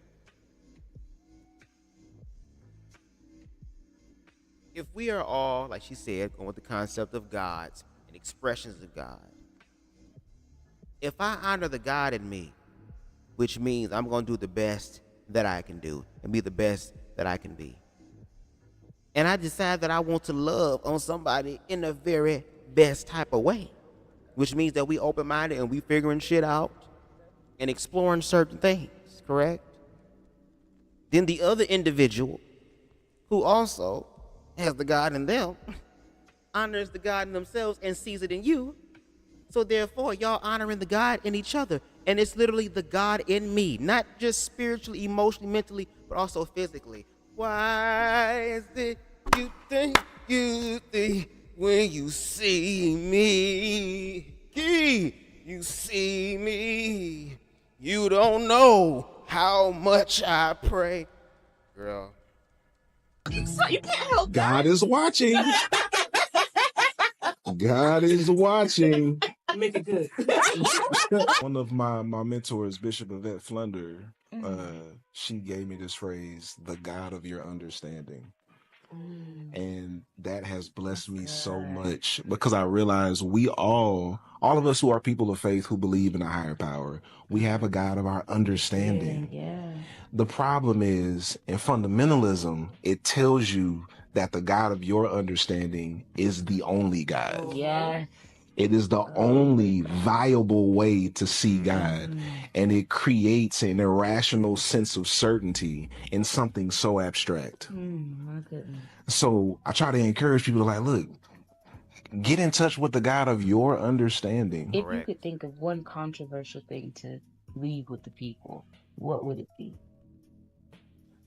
One controversial thing to leave with the people. This is something I say a lot, and I'm gonna just keep saying it until it sticks. But biblical is a poor metric for morality. Ooh, okay. It's a poor metric for morality. And I say that's controversial because my conservative and progressive friends use the term biblical to establish a sense of morality. And it's a poor metric because the Bible's too messy. I mean, insane. Yeah, there's too much horror and terror and abuse and manipulation in the Bible, and a lot of it is. And even outside the Bible, girl, using the Bible as a tool, as a blueprint, as the map, okay, to be able to spread death, destruction, and chaos. Sanitized, right? So it's like there is harm done in the name of the God of the Bibles, right? So it's not like, oh, the Bible's just showing us. No, motherfucker, they said God told them to do that. They said God told them to commit genocide. Like, that's a real thing, right? Yeah. So it's like the Bible is a poor metric for morality. And that just because something is in the Bible doesn't make it moral. With that, I will leave y'all with my last point of controversy. This is Atlanta. There is no good peach cobbler here. I don't care what your granny says. And if she thinks she makes a good peach cobbler, tell her, pull up. Or I will. I will pull up to wherever you are. So let me know in the comments, where is the best peach cobbler? Because all the shit that I've had thus far, nasty. Houston, May 3rd, we are on your ass 1 to 6 p.m. for the Houston Mixer. If you are a black business owner in Houston, because it's starting to seem like there are no black businesses in Houston, because we are having this mixer and we don't know where the fuck y'all at. So, in that, if there are any, some way, somehow, in one of the blackest cities, please let us know. If you would like a ticket, they are $20 as they will always be. Get your ticket linked in my link tree. And lastly, y'all need to start planning for Halloween because Mother is throwing the Halloween party. The theme is Alice in Wonderland. Yeah. And I'm the caterpillar, bitch. So you can't be. All right. We love y'all. Bye. Love y'all here. Make sure y'all go ahead and support Jasmine Garden, okay, on YouTube. Her link for the video is in the description box below. You can join her Patreon if you want to continue to see episode 2 and just some exclusive things that she has. So again, shout out to her. And shout out to J. Charles for his book, Blame It on the Dress, okay? Dealing with queerness. Here, let me actually pull it up and say it verbatim. Shit. Blame It on the Dress, the manufacturing of black homophobia and performative masculinity. So, what were y'all thoughts on the video? Like, what did y'all think? Did y'all enjoy it? Did y'all like it? Was it cool for y'all? Girl, that was a good live. I like that. And again, I wanted to start sharing some things with you guys that are kind of more on my speed and my level, as far as the spiritual, esoteric, critical thinking aspect of it. Okay? And again, please make sure that y'all support these individuals and continue to support me. And one way you can do that is definitely hitting that like button, okay? Because it helps the channel to grow in the algorithms. We are at 862 subscribers. So again, shout out to y'all for that. I really fuck with y'all and appreciate y'all for that. If you like the vibe over here, make sure you hit that subscribe button as well as the notification bell so that you can stay up to date with all of my content, including my edited and live content. If there's anything in this live that I said that resonated with you and you want to like share this on your platforms, you definitely can. If you want to respond to the commentary by giving your own, I give you permission, not just for this video or this live, but anything on my platform. Just make sure you tag me at BubzDaGawd so I know that it's real. And if you feel compelled, you can definitely hit that Cash App, $BubzDaGawd. We take everything that jingle and folds and in between. Okay, so I thank y'all for joining me on this 420. Baby, the weed is weeding. The edible has been edibling. Okay, so again, shout out to everybody that came in the chat. Okay, shout out to the Objectivist Podcast boss man. I like this guy. You talking about that guy in the video? If so, I think if you go to my post on my channel, I think I tagged him in one of the videos, lives that I did, because I used one of his videos. So you definitely follow him. Sean says this. Let me put on my gay voice for this. Oh, never mind, girl. I just saw it's in the shower, so I was about to say, oh shit, never mind. And why does Sean always want to be in the shower, girl, when I'm on live? Does my voice be having you moist to where you got to go freshen up? Is that what's going on? Is that what's happening? I'm just saying. Deshaun also says, but the most important thing is to love yourselves and love each other and respect each other, because life is not promising to no one. And take every moment as a step to greatness. And I agree with that as well. I think that's it. So anyway, I want to thank y'all for joining me for this live. I really appreciate it.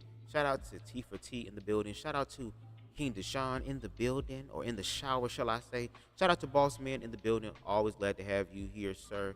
Shout out to Harold in the building. Okay, shout out to Boy Crazy in the building. Shout out to Queen Stevie in the building. It's always good to have her in the midst of everybody. Shout out to those that are part of the replay gang. Shout out to those who were in the bushes. Shout out to those who are going to have their own commentaries and may disagree, whatever the case may be.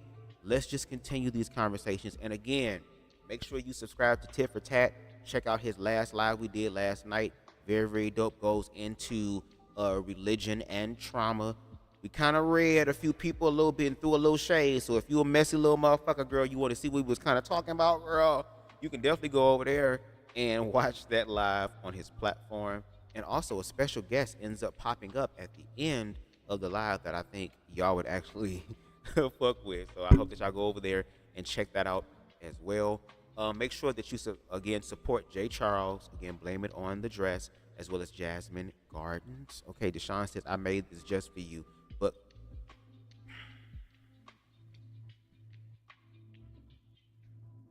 first of all, girl, this whack ass motherfucking soundboard I got, girl. What else they got over here, girl? What's this? Loud. They got damn Kiss and shit.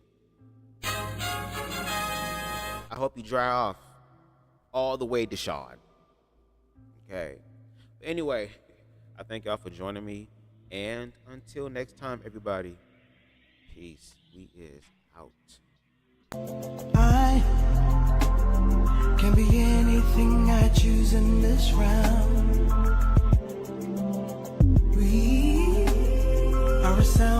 Frustration too deep to tell.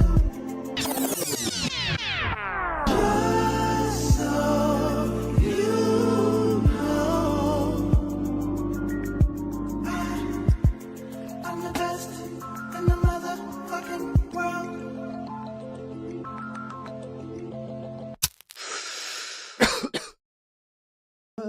Formed against me shall prosper.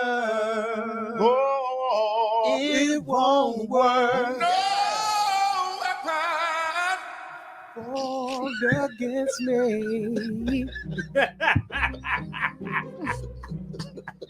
Give me that ad lib again. No weapon. One more time. No weapon. One more time. No weapon. Bitch. Who the fuck y'all hoes think? Okay, the facts are back. So who the fuck y'all hoes think it was, bitch, or what time of day it was? Okay. You gotta understand that this is a community-based project. We're not getting any funding from the government. I seen bitches out there talking about, wait till Trump hears about this. Trump can suck my dick.